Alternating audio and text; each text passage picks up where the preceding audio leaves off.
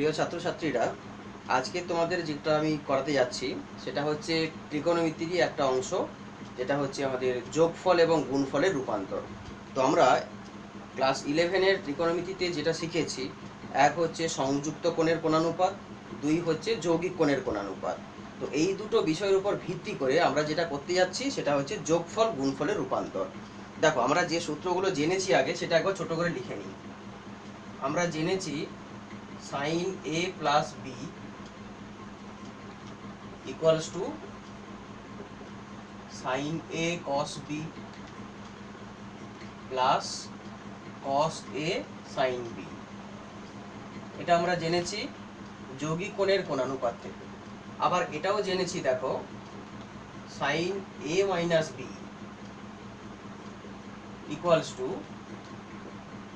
sin a cos b minus cos a sin b।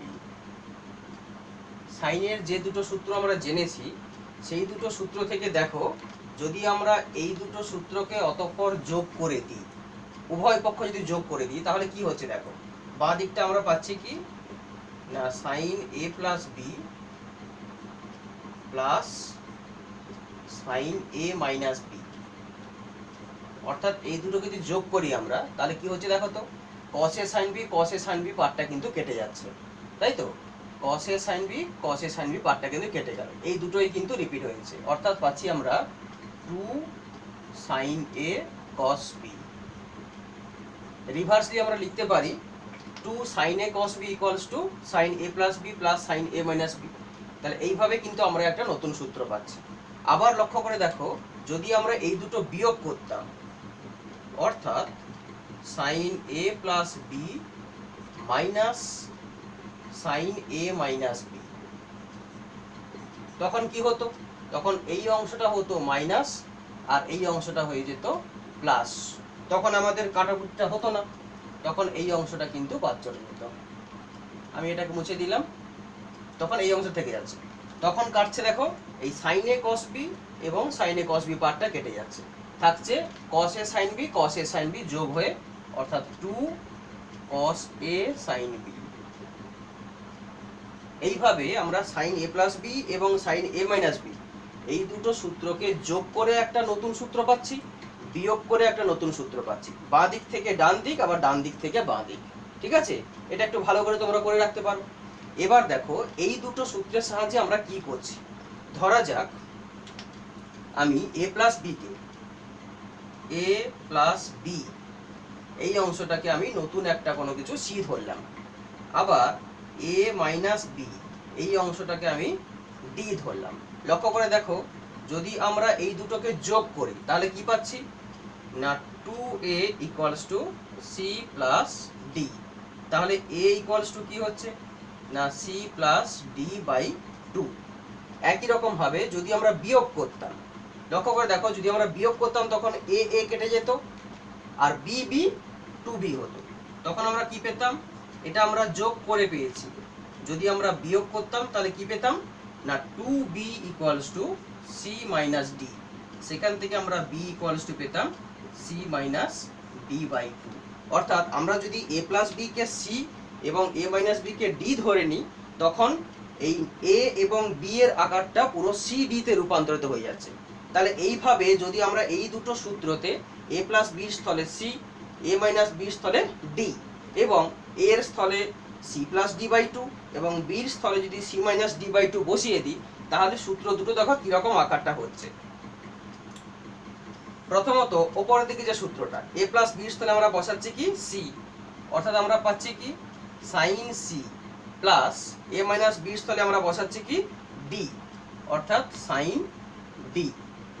সেটা কি পাচ্ছি দেখো, 2 sin a মানে কি পেয়েছি, c plus d by 2, অর্থাৎ c plus d by 2 into cos b মানে কি পেয়েছি, c minus d by 2, তাহলে c minus d by 2। এইভাবে আমরা নতুন একটা সূত্র পেয়ে গেলাম। দেখো, sin c plus sin d equals to 2 sin c plus d by 2 into cos c minus d by 2। একই রকম ভাবে দ্বিতীয় যে অভেদটা রয়েছে আমাদের, সেখানেও যদি আমরা একই রকম ভাবে বসিয়ে দিই, দেখো কি পাচ্ছি, সাইন এ প্লাস বি স্থলে বসাচ্ছি সি মাইনাস সাইন এ মাইনাস বি মানে হচ্ছে আমাদের ডি, সেটা আমরা কি পাচ্ছি দেখো 2 cos এ মানে আমরা জেনেছি C plus D by two, তাহলে C plus D by two into sine B মানে C minus D by two. তাহলে এইভাবে আমরা sine C plus sine D এবং sine C minus sine D এর দুটো কিন্তু নতুন সূত্র পেলাম। লক্ষ্য করে দেখো, প্রথমত আমরা যোগ থেকে সাইন এ প্লাস বি এবং সাইন এ মাইনাস বি এই দুটো যোগফলকে যখন আমরা যোগ করলাম তখন কি পেলাম, একটা গুণের আকারে পেয়ে গেলাম 2 ইন্টু সাইন এ ইন্টু সাইন বি, অর্থাৎ যোগফল থেকে গুণফলে পেলাম। এটাও ঠিক একই রকম, এটাও বিয়োগফল, মানে সেটাও এক প্রকার নেগেটিভ যোগফল। তাহলে এখানেও তাই একই রকম বিয়োগফল অর্থাৎ নেগেটিভ যোগফল থেকে আমরা কিন্তু গুণফল আকারে প্রকাশ করতে পেরেছি, অর্থাৎ যোগফল থেকে আমরা গুণফলে রূপান্তর করতে পেরেছি। আবার নিচে দেখো, এখানেও ঠিক তাই, যদি এ প্লাস বি কে সি এবং এ মাইনাস বি কে ডি ধরি, লক্ষ্য করে দেখো sine C plus sine D অর্থাৎ দুটো সাইনের যোগফল, সেটা কি হয়ে গেল 2 into sine of C plus D by two into cos of C minus D by two, অর্থাৎ একটা গুণফল আকারে প্রকাশ। একই রকম এখানেও ঠিক তাই, দুটোর বিয়োগফল অর্থাৎ নেগেটিভ যোগফল, তাও কিন্তু একটা গুণফল আকারে প্রকাশ। ঠিক আছে, তাহলে আমরা যোগফল থেকে গুণফলে একটা রূপান্তর করতে পারছি। আবার বিপরীতক্রমে আমরা উল্টোটাও বলতে পারি, ধরো 2 sin a cos b অর্থাৎ গুণফল রয়েছে, তার জায়গায় আমরা এটা লিখতে পারি। আবার 2 cos a sin b দেওয়া রয়েছে, সেখান থেকেও আমরা এটা করতে পারি, অর্থাৎ যোগফল থেকে গুণফল আবার গুণফল থেকে যোগফল, এইভাবে কিন্তু আমরা পারস্পরিক একটা রূপান্তর করতে পারি।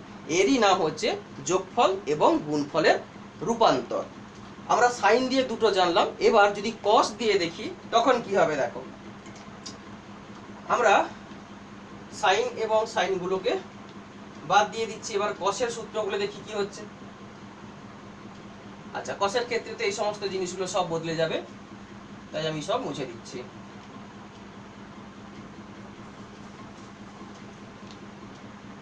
আচ্ছা, এগুলো সবই মুছে দিচ্ছি আমি। দেখো কি হচ্ছে, প্রথমত আমরা কি জানি না cos a প্লাস b হিসাবে কি জানি না cos a cos b plus থাকলে আমরা জানি মাইনাস হয়, minus sin a sin b। একই রকম cos a মাইনাস b মানে কি না cos a cos b plus sin a sin b,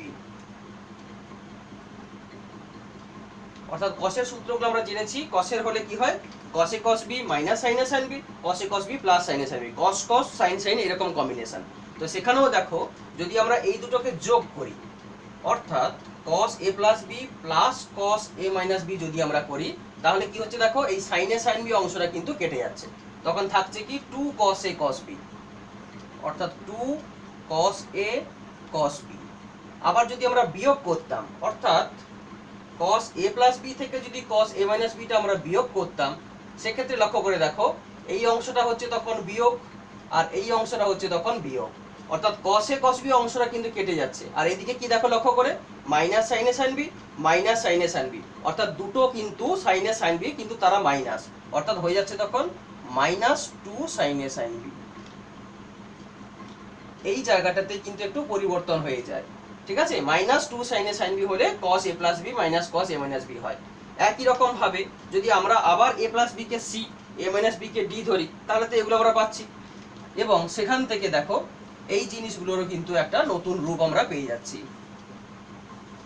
কি পাচ্ছি না a প্লাস b এর স্থলে যদি আমরা c বসিয়ে দিই, তাহলে পাচ্ছি দেখো cos c plus cos d। কি পাচ্ছি আমরা 2 cos a মানে হচ্ছে আমাদের c প্লাস d বাই 2, অর্থাৎ c plus d by 2 into cos c minus d by 2 বসালাম b এর জায়গায়। একই রকম ভাবে cos c minus cos d, সেটা আমরা কি পাচ্ছি দেখো মাইনাস আকারে পাচ্ছি, অর্থাৎ মাইনাস 2 sin a, a মানে হচ্ছে আমাদের c plus d by 2 into sin c minus d by 2। তাহলে একটাই সূত্রতে কিন্তু মাইনাস আসছে আর বাকি সবকটাই কিন্তু প্লাস। তাহলে এই ক্ষেত্রে আমরা cos c plus cos d এর সূত্র কি পেলাম 2 cos c plus d by 2 into cos c minus d by 2। আবার cos c minus cos d করলে minus of 2 sin c plus d by 2 into sin c minus d by 2। এই সূত্রটাকে আমরা মাইনাসটাকে বাদও দিতে পারতাম। কিরকম হবে, যেহেতু সমস্ত সূত্র আমরা প্লাস আকারে পেয়েছি, তাই এটাকেও কিন্তু আমরা প্লাস আকারে করতে পারি। কিভাবে, আমরা জেনেছি sine of minus theta equals to minus sine theta হয়। লক্ষ্য করে দেখো, যদি আমরা এই মাইনাসটা এইখানে দেওয়ার চেষ্টা করি তখন কি হচ্ছে দেখো, 2 sin c plus d by 2 যেমন ছিল তেমন থাকলো। এখান থেকে যদি আমরা একটা মাইনাস কমন নিয়ে নিই, অর্থাৎ সেটা কি হয়ে যাবে, sine minus of d minus c by 2। আর সাইন মাইনাস থিটা আমরা জানি মাইনাস সাইন থিটা হয়, সেই মাইনাস এই মাইনাসটাকে প্লাস করে দেবে, তখন এটা কি হয়ে যাবে, তখন sine d minus c by 2। লক্ষ্য রাখবে, একমাত্র cos c minus cos d এর ক্ষেত্রে যদি আমরা বাইরে মাইনাস রাখতে চাই তাহলে হবে 2 sin c plus d by 2 into sine c minus d by 2। Otherwise যদি আমরা মাইনাসটাকে প্লাস করতে চাই তখন সাইনের কিন্তু c মাইনাস ডটা হয়ে যাবে d মাইনাস c বাই 2। ঠিক আছে, এই সমস্ত সূত্রগুলোই হলো আমাদের যোগফল এবং গুণফলের রূপান্তর সংক্রান্ত সূত্র। ভালো করে এগুলো মুখস্থ রাখবে। একই রকম ভাবে দেখো 2 cos a cos b, দুটো cos-এর গুণফল ছিল দুটো cos-এর যোগফল, যোগফল থেকে গুণফলে রূপান্তর। এখানেও ঠিক তাই, ঋণাত্মক যোগফল অর্থাৎ বিয়োগফল, সেখান থেকেও গুণফল। তাহলে আমরা সাইনের দুটো যোগফল থেকে গুণফল পাচ্ছি, আবার cos-এর ক্ষেত্রেও যোগফল থেকে গুণফল পাচ্ছি, আবার রিভার্সলি গুণফল থেকেও কিন্তু আমরা যোগফল, গুণফল থেকেও আমরা বিয়োগফল বা ঋণাত্মক যোগফল হিসেবে পেতে পারি। এইভাবেই কিন্তু আমাদের একটা নতুন অধ্যায় শুরু হয়ে গেল, যোগফল এবং গুণফলের রূপান্তর। আশা করি সবাই বুঝতে পেরেছো। এই সূত্রগুলো কিন্তু ভালো করে নিজেরা তৈরি করবে এবং মুখস্থ রাখার চেষ্টা করবে। Thank you.